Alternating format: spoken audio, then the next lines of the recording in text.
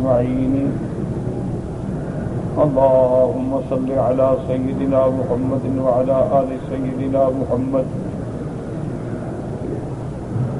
كما صليت على إبراهيم وعلى آل إبراهيم في العالمين إنك حميد مجيد. أعوذ بالله من الشيطان الرجيم. بسم الله الرحمن الرحيم. الله نور السماوات والأرض مثل نوره كمشكاة فيها مصباح المصباح في زجاجة الزجاجة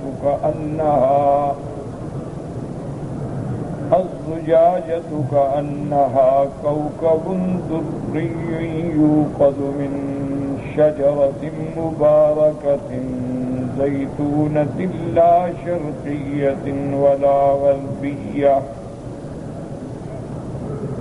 يكاد زيتها يضيء ولو لم تمسسه نار نور على نور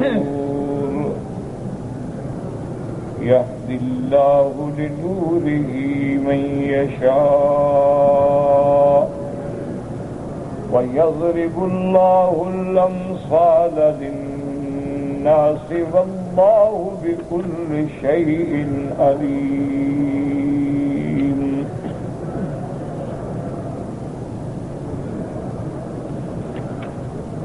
اللہ تبارک و تعالی نے کلام مقدس کی ان آیات مبارکہ میں جو سورۃ النور کی آیات ہیں ارشاد فرمایا ہے اللہ نور السماوات والارض.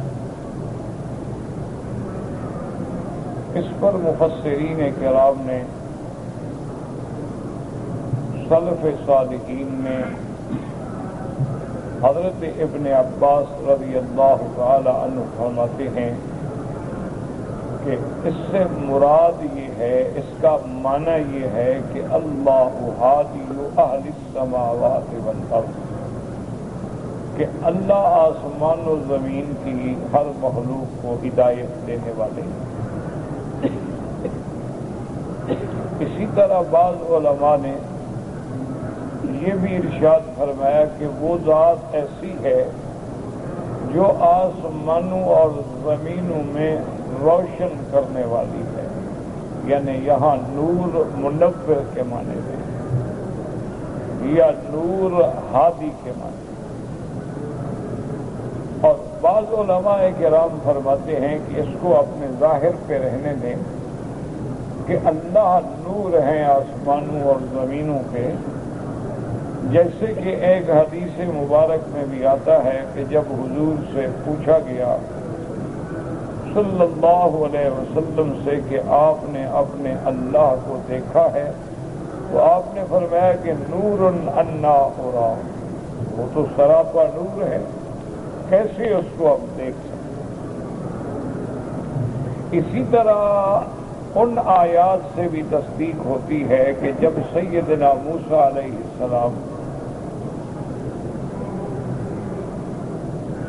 کوہ طور پر تشریف لائے اور اللہ تبارک و تعالی نے انہیں اپنے شرف کلام سے نوازا بغیر واسطے، ورنہ عام اصول جو ہے اللہ تبارک و تعالی یا تو وحی بھیجتے ہیں یا اللہ تبارک و تعالی بات دل میں ڈال دیتے ہیں.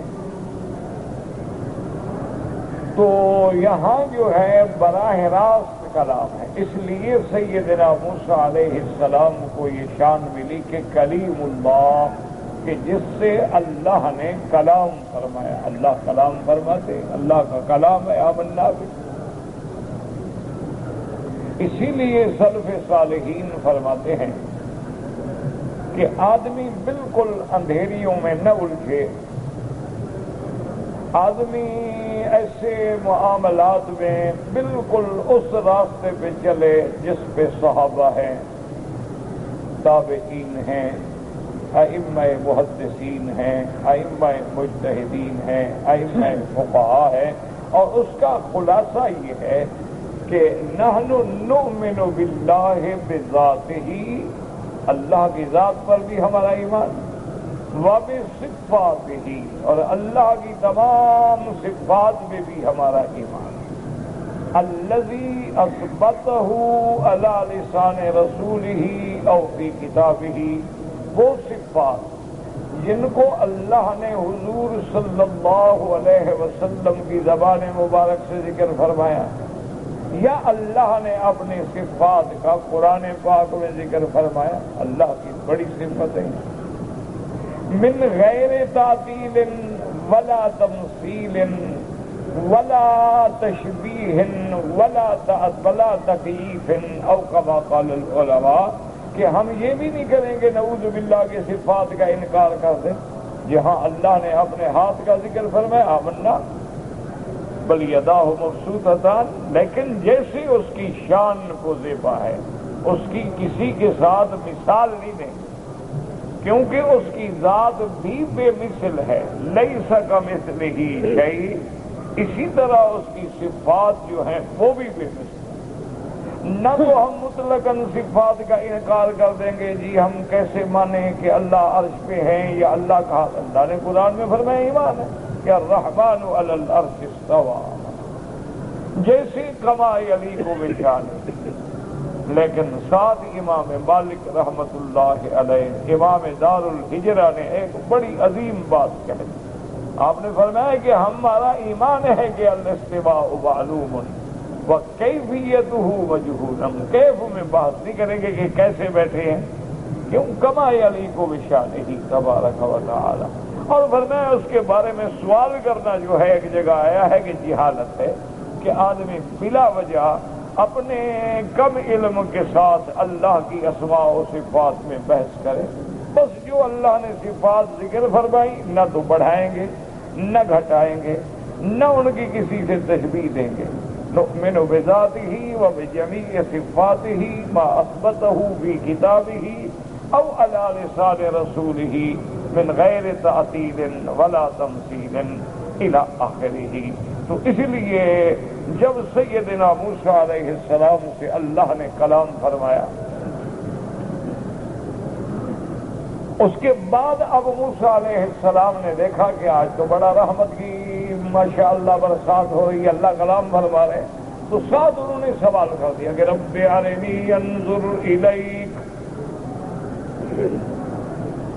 میرے اللہ اگر اتنا کرم فرمایا ہے تو اور بھی کرم فرما دیں کہ میں کلام تو سن رہا ہوں کر رہا ہوں لیکن زیارت بھی کر لوں۔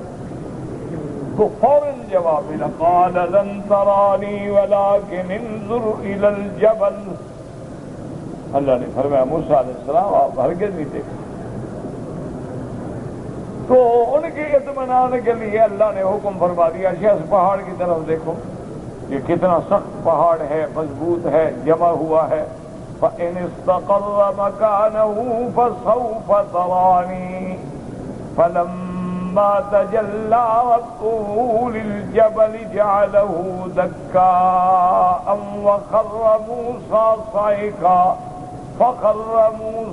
صَعِقًا، اللہ نے اس پہاڑ پہ اپنی تجلی ڈالی، تو اس لیے وہ پہاڑ ریزہ ریزہ ہو گیا۔ اس لیے علماء فرماتے ہیں کہ جیسی حدیث میں آیا نور انا اراہ، تو اللہ تبارک و تعالیٰ کی ذات بھی سراپا نور ہے اور جیسے ان کی شان کو زیبا ہے۔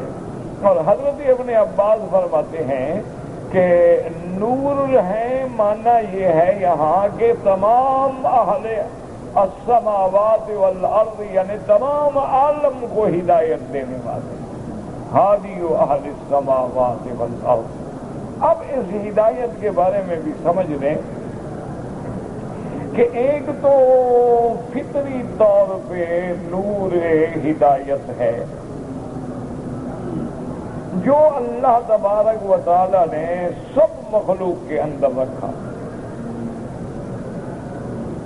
جس مخلوق کو جن کاموں میں اللہ نے پیدا فرمایا ان کو ہدایت ملے۔ اب آپ دیکھتے ہیں کہ ایک مرغی ہے انڈے سے چھوٹے چھوٹے بچے سے نکلتے ہیں کپاس کی طرح، لیکن اگر وہ چھوٹے بچے جو ہیں بالکل آج جو انڈے سے نکلے ہوں، اگر وہ کہیں سے بلی کی آواز سن لیں تو فوراً ماں کے پروں کے نیچے چھپتے ہیں، کیونکہ اللہ نے ان کو بھی یہ سمجھ دی۔ اسی طرح آپ دیکھیں مثلاً آپ کے گھر میں گائے ہیں، بھینسیں ہیں، 10 20 50 100 بندھی ہوئی، ان کے بچڑے ہیں، اولاد ہے، وہ دور بندھے ہوئے، ان کو جب آپ چھوڑتے ہیں تو ہر بچڑا اپنی ماں کے پاس جاتا ہے۔ اچھا غلطی سے دوسری کی طرف جائے وہ مارتی ہے، نہیں پینے دیتی دوسری۔ تو اللہ نے اتنا تو اس کو بھی ہدایت کہ میں نے اپنی ماں سے دودھ لینا ہے، اور ماں کو بھی اتنی ہدایت دی ہے کہ وہ اپنے بچے کو پہچان سکے اور اس کی پرورش کر سکے، حالانکہ جانور ہے۔ اسی طرح آپ دنیا کا کوئی جانور دیکھ لیں، یعنی آپ دیکھیں کہ جنگل میں شیر کتنا خون خوار جانور، لیکن وہ بھی دیکھو اپنے بچوں کی کیسے حفاظت کرتی ہے شیر نے، کیسے اپنے بچوں پہ نگران بن کے بیٹھی ہے، مجال ہے کسی اور کو اس کے قریب آنے دے۔ اسی طرح دنیا میں ایک ہے بالکل طبیعت، یعنی طبیعت میں انسان کی فطرت میں نور ہدایت، وہ تو اللہ نے سب کے لیے رکھا ہے۔ اللہ تو سب کا خدا ہے، صرف مسلمانوں کا تو نہیں۔ اللہ نے نبی بھیجے ہیں تو سب کو ہدایت دینے کے لیے بھیجے۔ اللہ نے ہمارے پاک پیغمبر رحمت دو عالم صلی اللہ علیہ وسلم کو بھیجا ہے تو فرمایا اعلان فرما دے انی رسول اللہ علیکم جمیعا، سب کے لیے رسول ہے۔ حضور پاک صرف مسلمانوں کے تو رسول نہیں، آپ کی رسالت، آپ کی نبوت، آپ کی دعوت، آپ پہ اتاری ہوئی کتاب تو سب کے لیے۔ یا ایھا الناس اعبدوا ربکم الذی خلقکم، اللہ نے فرمایا قل اعوذ برب الناس ملک الناس الہ الناس، تو سب کا مالک، سب کا الہ، سب کا رب، سب کا پالنے والا۔ تو اسی لیے اللہ تبارک و تعالی ہر مخلوق میں، وہ چاہے ہمیں سمجھ آئے نہ آئے، ہمیں نظر آئے نہ آئے، مخلوقات بریہ بھی ہیں، بحریہ بھی ہیں، مخلوقات فضائیہ بھی ہیں، ایسی مخلوقات بھی ہیں جو اندھیروں میں چلتی ہیں، روشنی میں نہیں چل سکتی، کہ رات کا اندھیرا ہوگا تو آپ دیکھیں کہ خفاش جو ہے وہ اڑے گی اور روشنی وہ چھپ جائے گی۔ اسی طرح جیسے ایک عام بات مشہور ہے کہ شمع جب جلتی ہے تو پروانے آتے ہیں اور پروانے شمع پہ عاشق ہیں، ایک بات بنی ہوئی ہے، ایک لوگوں میں بات مشہور ہے، حالانکہ بالکل غلط بات ہے، نہ کوئی شمع پہ پروانہ عاشق ہوتا ہے، نہ وہ عشق پورا کرنے آتا ہے۔ اصل پروانوں کو زندہ رہنا ہے اندھیروں میں، انہیں جہاں روشنی نظر آتی ہے وہ روشنی کو بجھانا چاہتے ہیں، وہ اس روشنی کو ختم کرنا چاہتے ہیں، اسی لیے جہاں آپ نے شمع جلائی وہ آ گئے تھا کہ بجھے، وہ خود جل جاتے ہیں، مر جاتے ہیں، لیکن اس کو مٹانا چاہتے ہیں کہ اس کی روشنی نے ہمیں ڈسٹرب کر دیا ہے۔ اگر وہ شمع کے عاشق ہوں، آپ دن کو شمع جلائیں تو پھر عاشق کہاں چلے جاتے ہیں؟ پھر دن میں کیوں نہیں آتے وہ پروانے؟ رات کو عاشق ہوتے ہیں، دن کو عشق ختم ہو جاتا ہے۔ تو اصل بات یہ نہیں ہے، اصل بات یہ ہے کہ وہ اندھیریوں کے عادی ہیں، ان کو روشنی سے چڑ ہے، وہ جہاں روشنی دیکھتے ہیں مقابلے کے لیے نکل آتے ہیں۔ تو اس لیے ہمیشہ یاد رکھیں کہ اللہ نے جو سب سے اشرف مخلوق ہے، انسان ہیں، ان کو بھی اللہ نے ہدایت دی ہے اور ایک عالمی ہدایت ہے، فطری ہدایت ہے، جبلی ہدایت ہے، طبیعی ہدایت ہے، وہ ہر بندے میں ہے، صرف مسلمانوں میں نہیں، جس کی تائید اس حدیث مبارک سے بھی ہوتی ہے کہ کل مولود یولد علی الفطرۃ فأبواه يهودانه أو ينصرانه أو يمجسانه أو كما قال رسول الله صلی اللہ علیہ وسلم۔ حضور نے فرمایا جب بچہ پیدا ہوتا ہے اللہ اس کو دین فطرت پہ پیدا فرماتے ہیں، ہر بچہ دین فطرت پہ پیدا ہوتا ہے۔ اس کی مثال ایسے ہے کہ اگر ایک بچہ پیدا ہونے کے بعد آپ کسی غار میں چھوڑ دیں، وہاں وہ کسی بکری کے دودھ پہ زندہ رہے اور بڑا ہو جائے، اس سے کوئی دنیا کا بندہ بھی نہ ملے، ہر حال میں وہ خدا کو مانے گا۔ اسی لیے آپ دیکھ لیں یہودی ہے، نصرانی ہے، ہندو ہے، مجوسی ہے، سکھ ہے، کسی نہ کسی حال میں وہ خدا کو مانتے ہیں۔ کوئی اللہ کہتا ہے، کوئی خدا کہتا ہے، کوئی اسی کو اپنی زبانوں میں بھگوان کہہ دیتا ہے، کوئی اپنی لغت میں اسی کو گاڈ کہہ دیتا ہے، کوئی اسی کو اپنی زبان میں مدبر کہہ دیتا ہے، کوئی مالک مختار، لیکن ہر حال میں اس کے دماغ میں یہ بات ڈال دی گئی ہے، اس کی فطرت میں اللہ نے وہ نور رکھا ہے کہ وہ ہدایت کو پہچانے۔ جتنا بھی ہاں بعض ایسے ہوتے ہیں جن کی فطرت مسخ ہو جاتی ہے کہ وہ کسی پر بھی ان کا ایمان نہیں ہوتا، لیکن وہ قلیل ہوتے ہیں، ان کا القلیل کالمعدوم کی حالت ہے، ورنہ کوئی بھی ہے کسی بھی حال میں آپ دیکھیں نصرانی ہے، یہودی ہے، خدا کا نام لیتا ہے، یؤمنون باللہ والیوم الآخر، آخرت پر بھی ایمان رکھتے ہیں، حتیٰ کہ وہ یہ بھی کہتے ہیں کہ ہاں آگ تو لگے گی، عذاب تو ہوگا، لیکن چند دن۔ معنی یہ ہے کہ آخرت پر تو ان کا بھی ایمان ہے، لن تمسنا النار الا ایاما معدودہ۔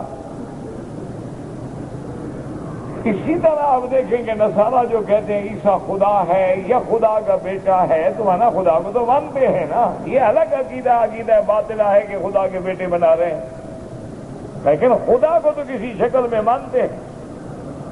یہودی کہتے ہیں کہ حضرت عزیر خدا کا بیٹا ہے، نعوذ باللہ، مانا خدا کو مانیں گے تو بیٹا بھی مانیں گے نا۔ مشرکین مکہ دیکھیں وہ کہتے ہیں فرشتے اللہ کی بیٹی ہیں، تو اللہ کو تو مانتے ہیں، اللہ کا گھر بناتے ہیں، اللہ کے گھر کا طواف کرتے ہیں، لبیک پکارتے ہیں۔ ہندو بھی آپ دیکھ لیں کہ دیوی دیوتا یہ سارے جتنا انہوں نے کروڑوں اپنے بنائے ہوئے ہیں مجسمات، لیکن اصل وہ کہتے ہیں اصل تو وہ ہے۔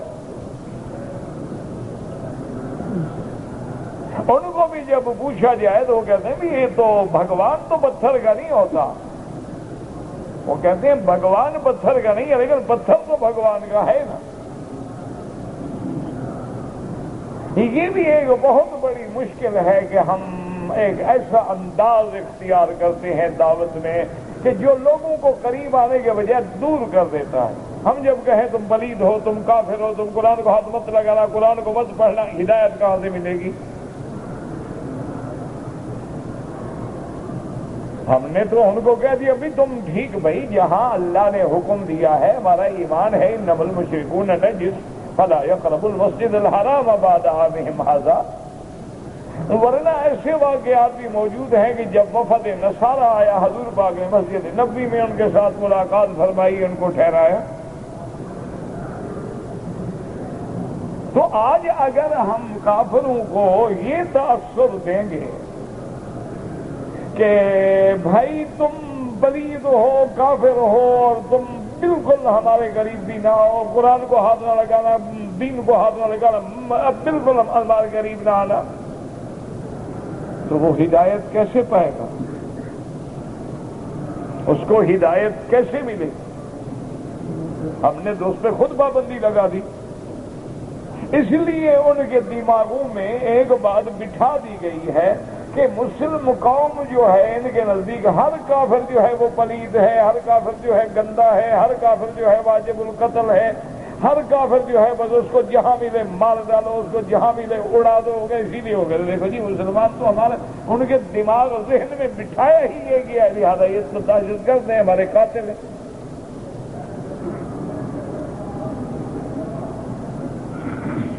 اگر ان کو آپ دعوت میں آپ بالکل اپنے اللہ کے حکم پہ ادعو الی سبیل ربک بالحکمت والموعظۃ الحسنہ، حکمت کے ساتھ ان کو دعوت دیں، مواعظ حسنہ کے ساتھ ان کو دعوت دیں، فرامین رسول عربی کے تابع ان کو دعوت دیں، کہ جیسے حضور نے فرمایا صحابہ کو کہ جا رہے ہو یمن کی طرف، بشرا ولا تنفرا، یسرا ولا تؤثرا، ان کو دین کی مشکل باتیں پہلے پہلے نہ بتانا، آسان بات بتانا، جب دین میں آ جائیں گے تو پھر اللہ ہر مشکل خود بخود آسان کر دے گا۔ تو اس لیے ہمیشہ یاد رکھیں، مثلا آپ کے گھر میں ایک آدمی ہے، وہ اللہ معاف کرے بدعات میں پڑ گیا، بدعات میں پڑ گیا ہے، خرافات میں پڑ گیا ہے، اب آپ جناب اسے لڑائی شروع کر دیں، اس کو تو قیامت تک بری ہدایت نہیں ہوگی۔ اب دیکھیں نا کہ رحمت دو عالم سیدنا محمد مصطفیٰ صلی اللہ علیہ وسلم کے راستے میں کانٹے بچھائے جاتے ہیں۔ ایک صحابی فرماتے ہیں کہ میں نے اپنے آنکھوں سے دیکھا کہ سوکھ کے عکاز میں ایک آدمی آگے جا رہا ہے اور دعوت دے رہا ہے کہ یا ایھا الناس قولوا لا الہ الا اللہ تفلحوا، اور ایک آدمی پیچھے ہے وہ پتھر مارتا ہے، کہتا ہے لوگو اس کی بات نہ سنو، اس کی بات نہ سنو، انہ ساحر کذاب، یہ جادوگر ہے، جھوٹا ہے، اور پتھر مارتا ہے حتیٰ کہ آپ کے ایڑیوں سے، آپ کے پاؤں مبارک سے خون بہ رہا ہے، لیکن حضور مڑ کے نہیں دیکھتے، دعوت دیتے چلے جا رہے ہیں۔ فرماتے ہیں میں نے لوگوں سے پوچھا من ھذا، یہ کون ہے؟ انہوں نے کہا محمد صلی اللہ علیہ وسلم، یزعم انہ نبی، یہ محمد مصطفیٰ ہیں اور وہ دعویٰ فرماتے ہیں کہ میں اللہ کا نبی ہوں۔ میں نے پوچھا ومن خلفہ، یہ پیچھے کون بندہ ہے؟ انہوں نے کہا عمہ ابی لہب، آپ کا چچا ہے ابی لہب، وہ پتھر مار رہا ہے۔ وہ کہتا ہے میں حیران کھڑا دیکھتا ہوں کہ اللہ کا پیغمبر پتھر برداشت کر رہے ہیں، لیکن مڑ کے نہیں دیکھتے، اپنی دعوت کی دھن میں چلے جا رہے ہیں، بس لا الہ الا اللہ تفلحوا۔ اس کے بعد حضور رحمت دو عالم سیدنا محمد مصطفیٰ چاچے کے اتنے ظلم کے بعد، اتنی تشدد کے بعد، رات کو ان کے گھر میں جاتے ہیں۔ ابی لہب نے جب دیکھا کہ محمد مصطفیٰ صلی اللہ علیہ وسلم میرے گھر آ گئے ہیں، کہنے لگا اچھا معذرت کرنے آئے ہو، میری بات سمجھ آ گئی ہے، اپنے طریقے کو چھوڑنے آئے ہو۔ حضور نے فرمایا چاچا بیٹھو، میں تیرے گھر آیا ہوں، میری بات تو سنو۔ کہنے لگا سنائیں۔ حضور صلی اللہ علیہ وسلم نے فرمایا یا امی قل لا الہ الا اللہ تفلحوا، اللہ کی توحید کا اقرار کر لو، میری رسالت کا اقرار کر لو۔ کہنے لگا محمد مصطفیٰ ان انا اقول مثل ما تقول، جو آپ کہتے ہیں میں اگر اقرار کر لوں، کہہ دوں، فمالی، پھر مجھے کیا ملے گا؟ آپ نے فرمایا لَکَ وَمَا لِلْمُسْلِمِينَ، جو کلمہ پڑھنے کے بعد مومن کو ملتا ہے، مسلمانوں کو ملے گا، وہ تجھے بھی ملے گا۔ کہنے لگا عجیب بات ہے، ایک عام مسلمان کو جو ملے وہی مجھے ملے گا، تو پھر میری تو کوئی فضیلت نہ ہوئی۔ لِهَٰذَا الدِّينِ، ہلاکت تو ایسے دین کو میں نہیں مانتا جو غلاموں کو بھی ہمارے برابر کر دے اور نیچے والوں کو بھی ہمارے برابر کر دے۔ لیکن اللہ کے نبی گھر گئے، حضور پاک نے ایک دفعہ سارے چاچے بلا لیے، رشتہ دار سارے بلا لیے، اپنے گھر میں دعوت پہ بلا لیا۔ جب دعوت پہ آئے اس میں سارے آئے ہوئے، ابی لہب ہے، ابی جہل ہے، ابو سفیان ہے، سارے آئے۔ اب حضور صلی اللہ علیہ وسلم نے ایک بڑے پیالے میں گوشت بھی رکھا اور اس کے بعد آپ نے کھانے پینے کی چیزیں رکھی، تو ابھی لہب وہاں بھی طنز سے باز نہ آ سکا، کہنے لگا یہی آپ نے ہمارے لیے دعوت دی ہے؟ اچھا کھانے پہ بلایا ہے آپ نہیں جانتے کہ یا کل منا ہم میں سے ایک آدمی جو ہے ایک بکرا کھا جاتا ہے، اتنا بڑا پیالہ لسی کا پی جاتا ہے، تم نے یہ کیا رکھا ہے؟ یہ تو ایک آدمی کی خوراک بھی نہیں ہے، ہمیں دعوت میں بلایا ہے، سردار لوگ ہیں، کھانے والے لوگ ہیں، پھر اتنا بڑا انتظام بھی تو کرتے نا۔ یہ آپ نے کیا کیا ہے کہ ایک بکری ذبح کر دی اور ایک پیالہ بھر کے رکھ دیا ہے؟ آپ نے فرمایا کلو، کھاؤ۔ جب کھانے لگے کہتے ہیں کہ حتیٰ شبعنا، سب کے سب ہمارے پیٹ بھر گئے، ہم نے بالکل پیٹ بھر کے کھانا کھایا، لیکن کھانے کو دیکھیں تو کم نہیں ہوتا۔ عجیب بات ہے، ہم دیکھ کے حیران ہو رہے ہیں کہ ہم سارے اتنے کھانے والے لوگ ہیں، بڑے بڑے سردار اکیلے بکرے کھانے والے، اکیلے دمبے کھانے والے، یہ ہم سے ایک پیالہ ختم نہیں ہوتا۔ تو وہاں بھی وہ بات ہے، کہنے لگے سحرنا محمد، اللہ کے نبی نے ہم پہ جادو کر دیا ہے، وہاں بھی بات نہیں ہے۔ لیکن حضور نے فرمایا میں نے اس لیے بلایا تھا، قولوا لا الہ الا اللہ، لا الہ الا اللہ تفلحوا، لوگوں اقرار کر لو کہ کوئی معبود برحق نہیں مگر اللہ، تو فلاح پا جاؤ گے، دنیا و آخرت میں کامیاب ہو جاؤ گے، کلمہ پڑھ لو۔ لیکن نہ ماننا۔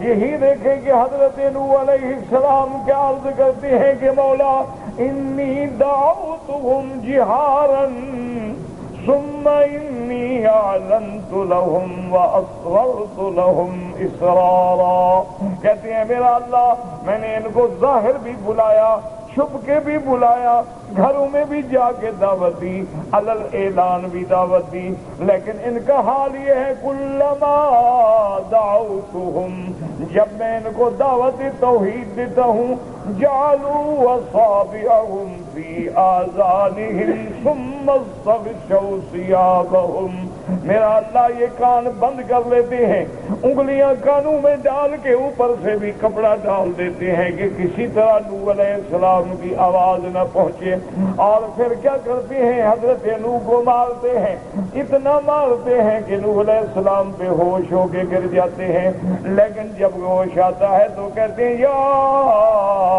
ایھا الناس قولوا لا الہ الا اللہ۔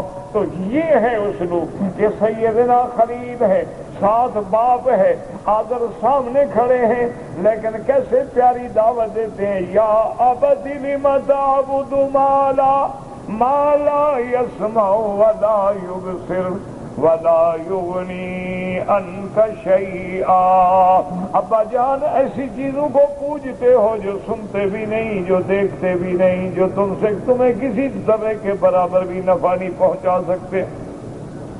یا ابت انی قد جانی من العلم ما لم یأتک فاتبعنی اہدک صراطا سویا، ابا جان اللہ نے مجھے علم دیا ہے، اللہ نے مجھے نور ایمان دیا ہے، اللہ نے مجھے علم توحید دیا ہے، مہربانی کر کے میرے رستے پہ آ جاؤ، میں تمہیں سیدھے رستے پہ چلاؤں گا۔ یا ابت انی اخاف ان یمسک عذاب من الرحمن، اے میرے ابا مجھے ڈر ہے کہ تم اگر شرک پہ جمے رہے تو تمہیں میرے رحمان میرے رب کا عذاب کہیں نہ پکڑ لے، تو مہربانی کر کے چھوڑ دو شیطان کو، رحمان کے رستے پہ آ جاؤ۔ لیکن باپ کیا کہتا ہے؟ کہتا ہے یار دیکھو ابراہیم لئن لم تنتہ لارجمنک، اگر تم اپنی اس تقریر سے باز نہ آئے تو میں تمہیں پتھر ماروں گا۔ اللہ اکبر، لیکن پھر بھی پیغمبر چمٹا۔ مسلمانوں دعوت کا معنی ہی یہ ہوتا ہے کہ برداشت کرو۔ دعوت کا معنی ہی یہ ہوتا ہے کہ صبر کے آخری حدوں پہ پہنچو. لوگ گالیاں دیں، ماریں، لوگ برا کہیں، وہابی کہیں، کافر کہیں، لوگ منکر کہیں، لوگ جو مرضی آئے کہیں، تم اپنی بات پہ جم جاؤ، اڑے رہو بس. جب تک توحید پہ اس طرح جم نہیں جاؤ گے بات نہیں بنتی. تمہاری بات نہیں سنتے نہ سنیں، گالیاں دیتے ہیں دیتے رہیں، تمہیں برا کہتے ہیں کہنے دیں. لیکن یاد رکھیں کہ خدا کے قرآن میں ایک ایسی طاقت ہے، حق کے اندر ایک ایسی قوت ہے کہ جب حق کی ضرب پڑتی ہے نا، ایک دن باطل کی چٹانیں پاش پاش کرتی. بس آپ لگے رہیں اور جمے رہیں، اس کے بعد قرآن کا اعجاز دیکھیں کہ قرآن کے اثرات کیسے ہو. اب دیکھیں نا کہ رحمت دو عالم سیدنا محمد مصطفیٰ صلی اللہ علیہ وسلم کا سب سے بڑا دشمن گھرانہ بن گیا ہے ابی لہب کا. بیوی دشمن ہے، باپ دشمن ہے، خاندان دشمن ہے، لیکن اللہ کے نبی کی اس دعوت رنگ لائی، آخر ابی لہب کا بیٹا مسلمان ہو گیا. ابھی جہل سے بڑا دشمن ہوگا؟ یعنی جو اتنا بڑا گستاخ ہے، اتنا بڑا بدبخت ملعون ہے کہ حضور حرم میں ہے، نماز پڑھ رہے ہیں مسجد میں، کہنے لگا کہ یا محمد صلی اللہ علیہ وسلم خبردار آئندہ یہاں نماز میں پڑھی، واللہ لا کچل دوں گا، کو تھا. اللہ اکبر. حضور صلی اللہ علیہ وسلم پھر دوسرے دن کھڑے ہیں، اللہ اکبر، پھر نماز پڑھ. اسی ابی جہل کی عداوت کا یہ عالم دیکھو کہ جب بدر میں پہنچا تو ابی سفیان نے پیغام بھیجا کہ ابی جہل کو، ابو جہل لعنہ اللہ کو کہہ دو کہ بھئی میرا قافلہ خیریت کے ساتھ مکے کی طرف نکل گیا ہے، اب ہم دور ہو گئے، اب مسلمان ہمارے قافلے پہ حملہ نہیں کر سکتے، اب جنگ شنگ نہ کرو، واپس آ جائے. نہیں، ہم تو دو ہاتھ کر کے جائیں گے. اتنا بڑی طاقت لے کے میں نکلا ہوں، 1000 میرے ساتھ مقاتل ہے، 100 میرے ساتھ گھوڑا ہے.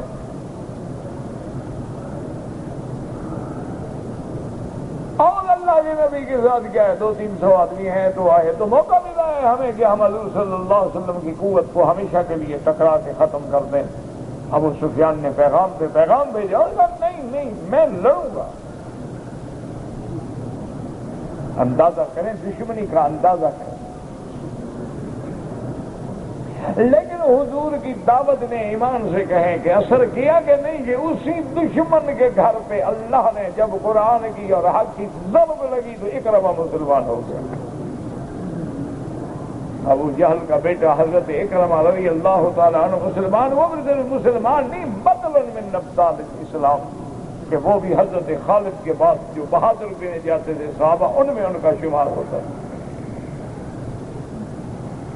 اس لیے ہمیشہ اصول یاد رکھو کہ ہر بندے میں اللہ نے ایک نور ہدایت رکھا ہوتا ہے جو اس کی فطرت جبلی کے ساتھ تعلق رکھتا ہے. اب اس کے بعد ایمان نصیب ہو گیا تو نور نالا نور ہو گیا، اندر تو ایک نور تھا نا، اب ڈبل ہو گیا.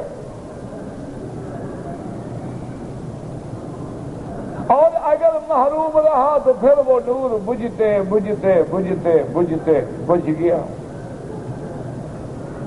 آپ جیسے دیکھیں نا کہ دیا سلائی ہے، آپ دیکھتے ہیں، آپ خریدتے ہیں نا آگ جلانے کے لیے ماچس، لکڑی ہے، اس کے سرے کے اوپر ایک مسالہ لگا ہوتا ہے، اس کے اندر آگ ہے، مادہ رکھا گیا ہے جو بھڑک کے آگ بنتا ہے.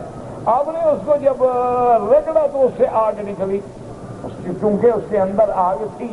اب اس کے ساتھ آپ نے فوراً آگے شمع جلا لی، لیمپ جلا لیا، گیس جلا لیا، نور بڑھ گیا. اور نہ جلائے تو وہ جلدے جلدے بجھ گئی. تو ایک سمجھانے کے لیے میں عرض کر رہا ہوں کہ وہ کل مولود یولد علی الفطرت، وہ تو فطرت پہ اللہ نے پیدا کیا ہے اس کو.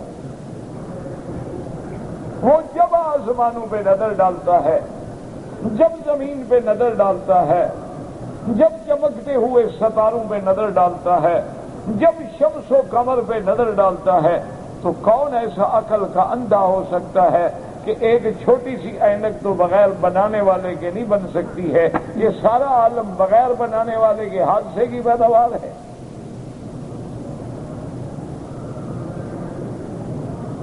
آپ نے دیکھا ہے کبھی کہ زمین سے اینک اگنے لگ جائے؟ آپ نے دیکھا ہے کہ کبھی آپ نے زمین میں بیج ڈالا ہے گندم کا لیکن جو پیدا ہو جائے، یا بیج ڈالا ہے جو کا اور گندم پیدا ہو جائے؟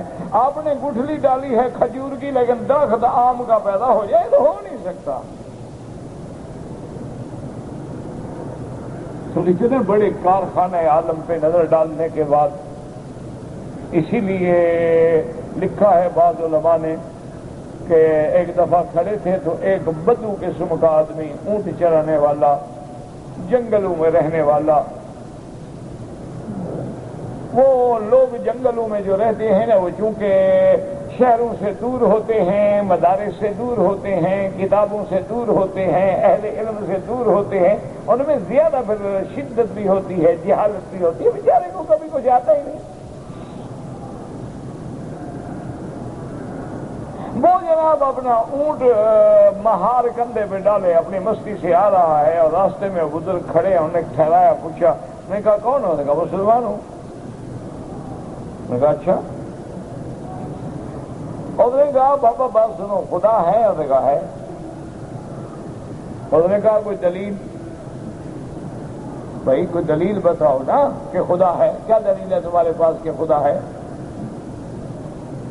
وہ بدو بڑے آرام سے مسکرایا اور انہوں نے کہا مولوی صاحب سفید داڑھی ہو گئی، عقل نہیں آیا۔ میں نے کہا یار یہ عجیب بدو ہے، مجھے الٹا بھی عقل کہہ رہا ہے۔ میں نے کہا کیا بات کیا ہے؟ انہوں نے کہا خدا کے بندے یہ دیکھو کیا ہے۔ انہوں نے کہا مینگنی ہے۔ انہوں نے کہا یہ بتاتی ہے کہ بکری کی ہے، یہ بتاتی ہے بھیڑ کی ہے، یہ بتاتی ہے کہ اونٹ کی ہے، یہ گوبر بتاتا ہے کہ گائے کا ہے، یہ مینگنی دلالت کرتی ہے، کھجور کی گٹھلی کھجور پہ دلالت کرتی ہے، سارا کارخانہ دلالت نہیں کرتا کہ میرا بھی کوئی بنانے والا ہے۔ عجیب بات نہیں ہو تو اور ایک کھجور کی گٹھلی دیکھ کے بندہ سمجھتا ہے کیا ہے نہیں کھجور، یہ کیا ہے جی آم کی گٹھلی، اور یہ کیا ہے؟ اور جی یہ تو باجری کا دانہ لگتا ہے، یہ کیا ہے؟ یہ گندم کا دانہ ہے، یہ کیا ہے؟ یہ باجرہ ہے، یہ اور جوار ہے، یہ کیا ہے بھئی؟ 12 فٹ لمبا، نے کہا ایک کباد ہے، یہ کیا ہے؟ انہوں نے کہا جناب یہ تو کیلا لگتا ہے بھائی، اور یہ کیا ہے؟ انہوں نے کہا یہ تو امرود لگتا ہے۔ یہ ہر پتا ہر بوٹا اپنے پھل کو دیکھ کے دلالت کر رہا ہے۔ یہ تم سارا آسمان زمین چاند تارے نظام عالم دیکھنے کے بعد نہیں مانتے ہو کہ کوئی خدا ہے؟ ویسے بن گیا۔ تو اس لیے اللہ تبارک و تعالیٰ فرماتے ہیں کہ اللہ نور السماوات والارض۔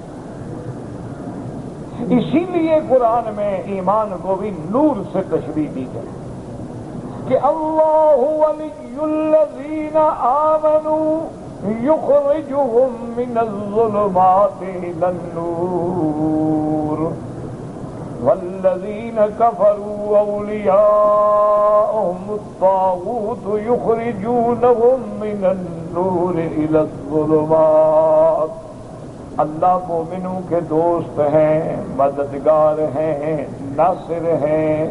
اللہ ان کو شرک و بدعات کے اندھیروں سے نور ایمان کی طرف نکالتے ہیں۔ تو نور ایمان، ایمان نور ہے، شرک اور بدعت اندھیرے۔ اللہ اکبر۔ دیکھیں نا اندھیرا جب ہو تو آدمی ٹھوکریں کھاتا ہے نا، کبھی ادھر جاتا ہے، کبھی ادھر گرتا ہے، کبھی غار میں گرتا ہے، کبھی کھڈ میں گرتا ہے، کبھی کھو میں گرتا ہے۔ اسی طرح اہل بدعت بھی روز نئی نئی چیزیں گھڑتے ہیں، اسی طرح مشرک بھی روز نئے نئے شرک کے انداز اختیار کرتے ہیں۔ کبھی دیوی کو سجدہ، کبھی دیوتا کو سجدہ، کبھی قبروں پہ سجدہ، کبھی درختوں کے آگے سجدہ، کبھی سانپ کے آگے سجدہ، کبھی آگ کے آگے سجدہ، کبھی صلیب کے آگے سجدہ، کبھی ہلال احمر کے آگے سجدہ، کبھی سورج کے آگے سجدہ۔ یہ سورج دیوتا، یہ چاند دیوتا، یہ ناگ دیوتا، اندھیرا ہے، بھٹک رہا۔ اور جب نور ایمان کی دولت مل گئی تو اب وہ جانتا ہے کہ کوئی الہ نہیں مگر اللہ۔ اس لیے قرآن فرماتا ہے کہ جس کو ہم ہدایت دیتے ہیں، فرمایا امن شرح اللہ صدرہ للاسلام فہو علی نور من ربہ، جس کے سینے کو ہم اسلام کے لیے کھول دیتے ہیں وہ اپنے رب کی طرف سے اس نور ہدایت پہ آ جاتا ہے۔ اور کہیں فرماتے فَمَن يُرِدِ اللَّهُ أَن يَهْدِيَهُ يَشْرَحْ صَدْرَهُ لِلْإِسْلَامِ۔ تو اس لیے اللہ فرماتے اللہ نور السماوات والارض۔ اب حضرت ابن عباس فرماتے ہیں کہ اس سے مراد نور ہدایت ہے۔ اللہ نے آسمان اور زمین، لیکن یاد رکھو اس سے مراد صرف آسمان زمین نہیں ہوتی، مانا ہوتا ہے تمام عالم۔ ذکر کیا جاتا ہے آسمان زمین کا، لیکن مراد کیوں؟ بہت سارے عوالم ایسے ہیں جو آسمان زمین کے علاوہ ہیں۔ اب کرسی تو آسمانوں سے بڑی ہے، عرش تو اس سے بڑا ہے۔ تو اس لیے حضرت ابن عباس رضی اللہ تعالی عنہ اس کا یہ ترجمہ فرماتے ہیں۔ آگے اللہ فرماتے ہیں مثل نورہ کمشکات۔ اب یاد رکھو مثل نورہ، اس میں دو قول ہیں سلف صالحین کے۔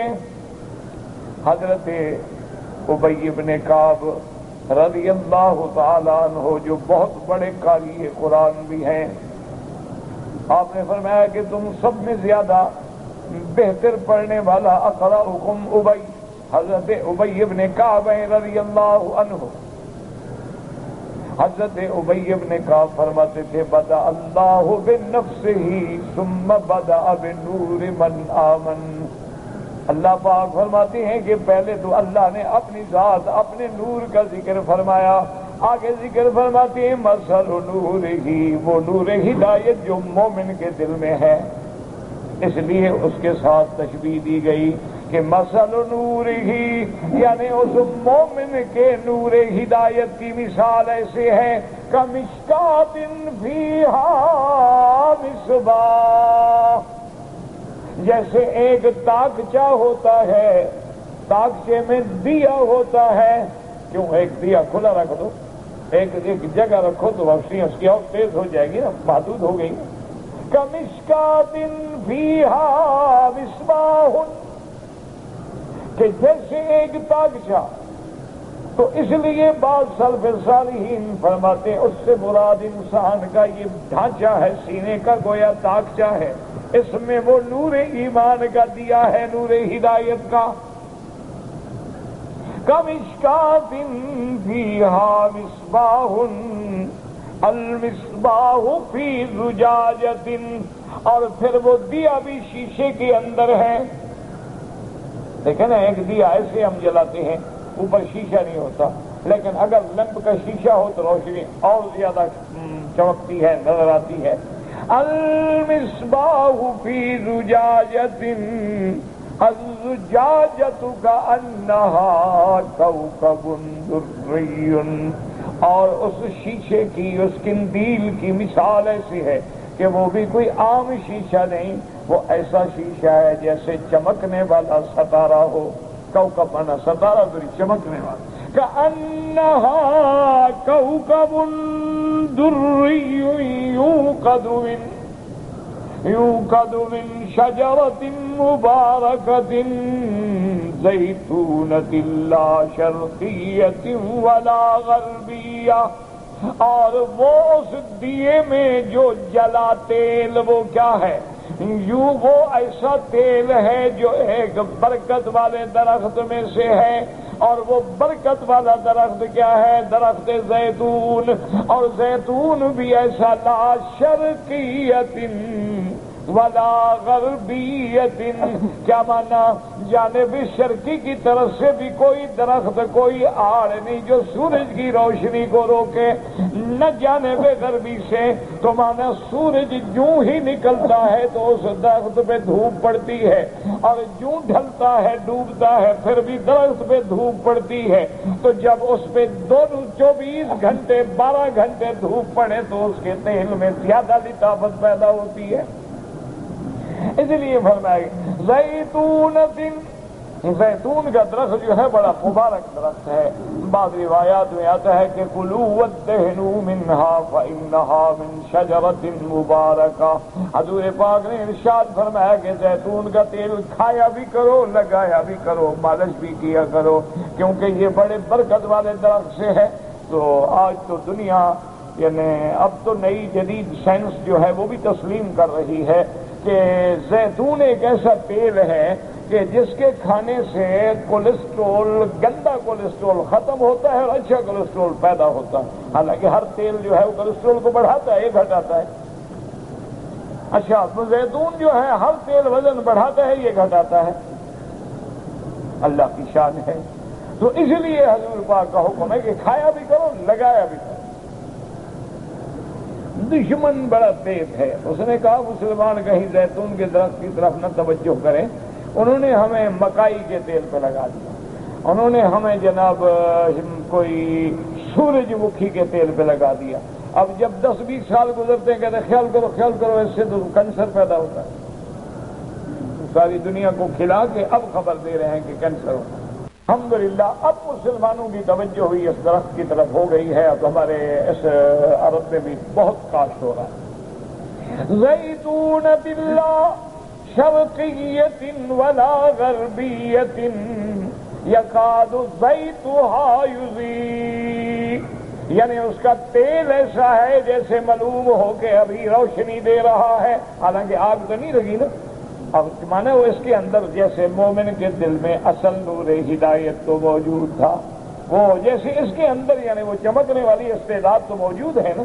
یکاد زیتها یضیء ولو لم تمسسہ نار، چاہے آگ نہ بھی چھوئے اس کے تیل کو بھی دیکھو تو چمکتا ہے، نور علی نور، لیکن جب اس کو آگ دے دی جائے، روشن کر دیا جائے، اب اس کی روشنی بڑھ گئی۔ اسی طرح اللہ جب کسی کو نور ہدایت سے نور ایمان نصیب فرما دیتے ہیں تو پھر اس کی بھی نور بڑھ گیا، ایمان پہ آ گیا۔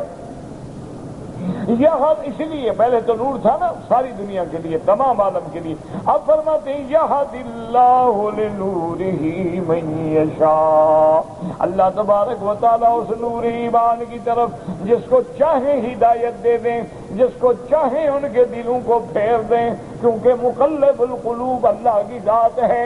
القلوب بین اصابع الرحمن یقلبها کیف یشاء ویصرفها کیف یشاء، حضور نے فرمایا کہ مومنوں کے دل جو ہیں وہ اللہ کی انگلیوں میں ہے، جیسے اس کی شان کو ذبح ہے کما یلیق بشانہ، وہ جدھر چاہے پھیر دیں۔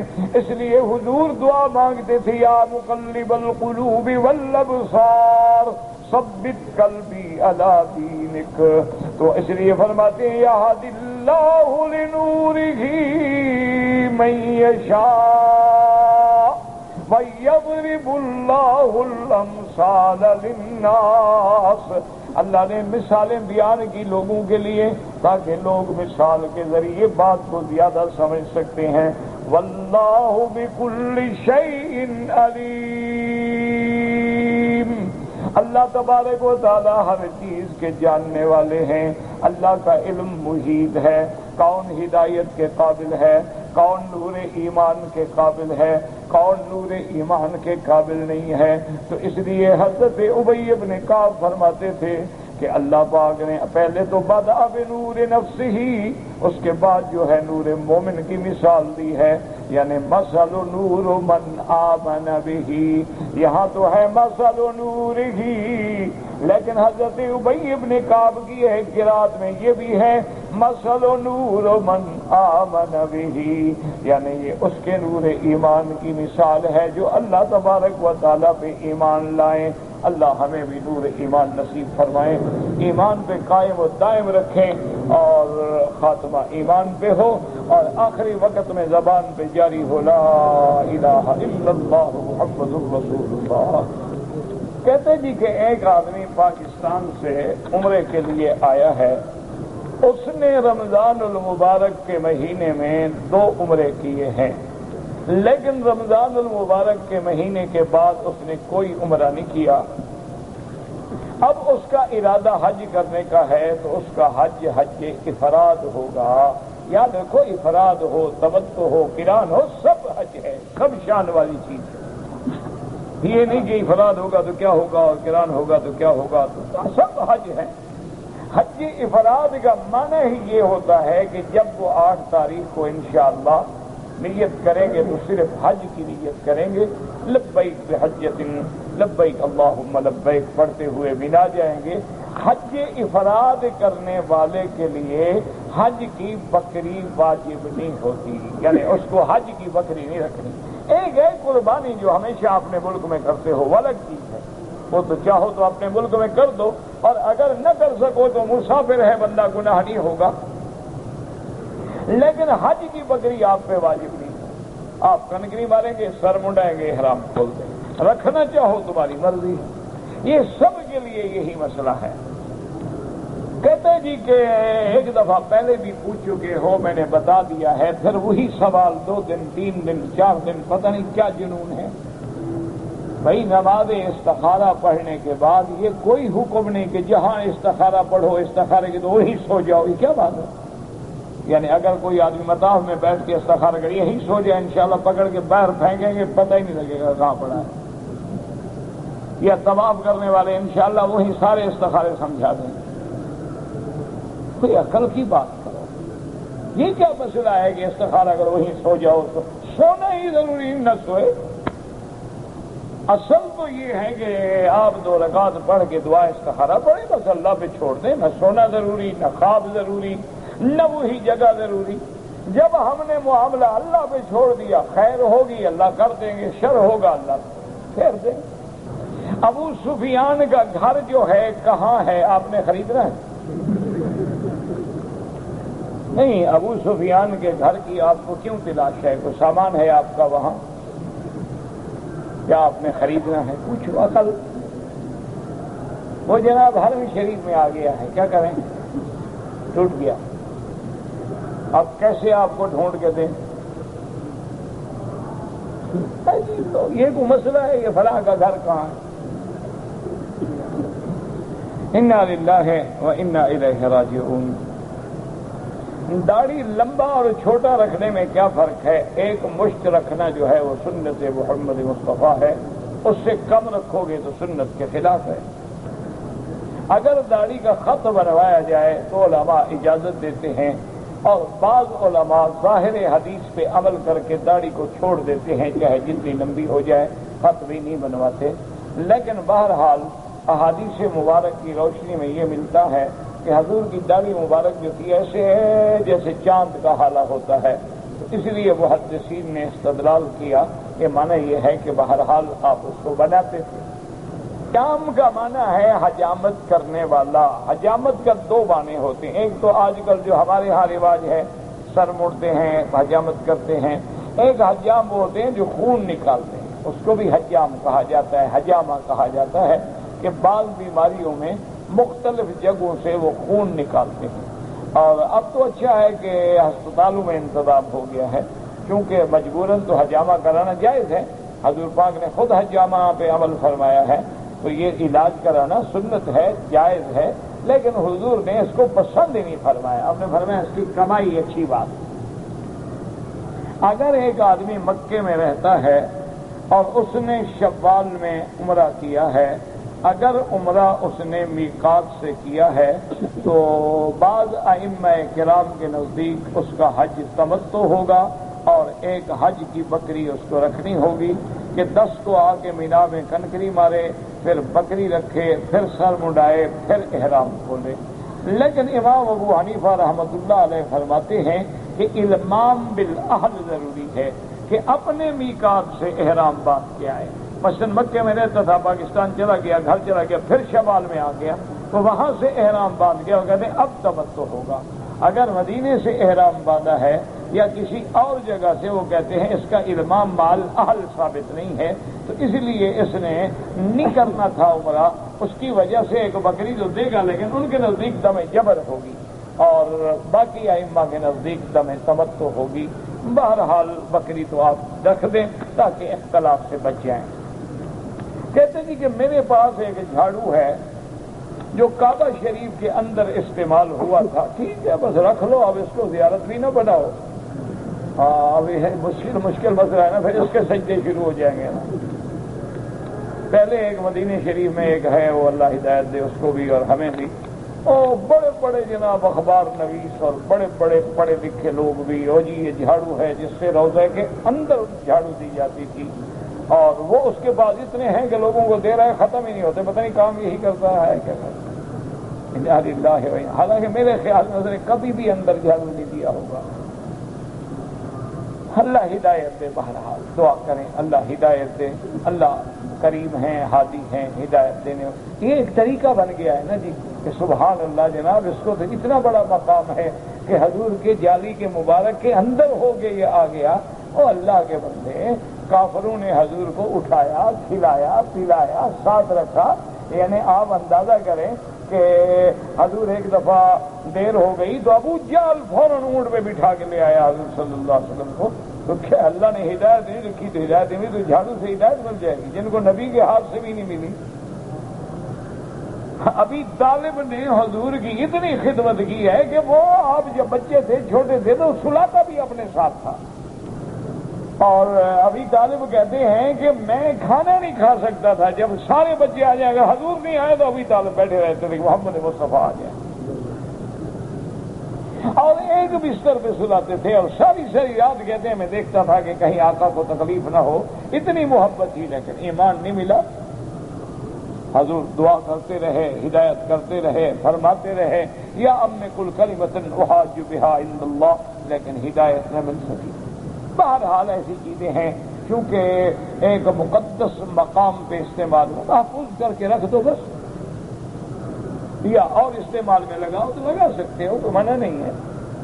اگر والد فوت ہو گیا ہو تو اس کا بیٹا اپنے والد کی طرف سے حج کر سکتا ہے، بالکل کر سکتا ہے، بلکہ اچھے بیٹوں کے لیے ضروری ہے کہ اپنا حج کر چکے ہیں تو اپنے والدین کی طرف سے، والدہ کی طرف سے، والد کی طرف سے حج کریں، عمرہ کریں، قربانی کریں، خیرات کریں، صدقات کریں، بالکل کریں۔ کیا مرنے والوں کے لیے جتنے لوگ مر گئے ہیں ایک عمرہ کر کے بخش دو؟ نہیں ہے نا، آپ عمرہ کر کے ان کے لیے دعا کریں۔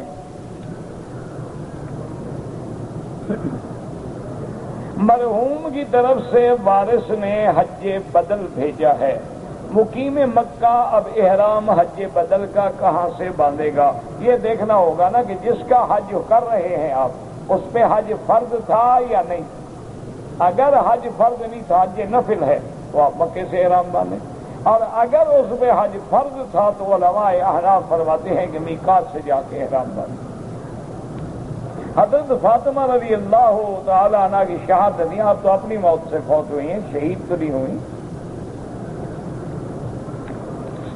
اپنے گھر میں بیماری سے وفات فرمائی ہے۔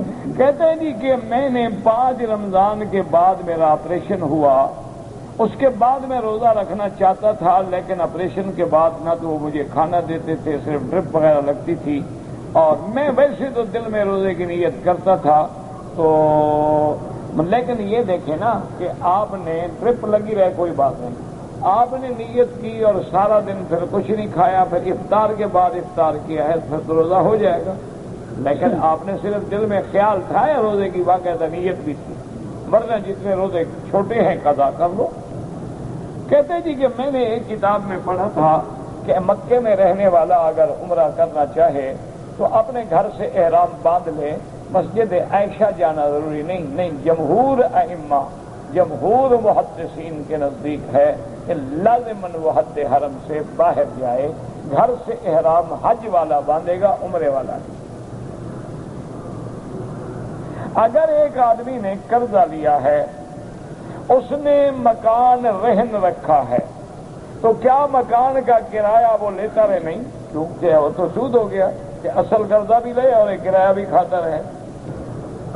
رہن کا معنی ہوتا ہے کہ اگر ہم نے وقت پہ قرضہ نہ دیا تو اس کے پاس جائیداد ہے، وہ بیچ کے اپنا قرضہ لے لے گا، پیسے بچیں گے ہمیں دے گا، کم ہوں گے تو اور لے گا۔ ربنا تقبل منا انك انت السميع العليم وتب علينا انك انت التواب الرحيم اللهم اجعل لنا وللمسلمين من كل هم فرجا ومن كل ضيق مخرجا ومن كل بلاء عافية صلى الله تعالى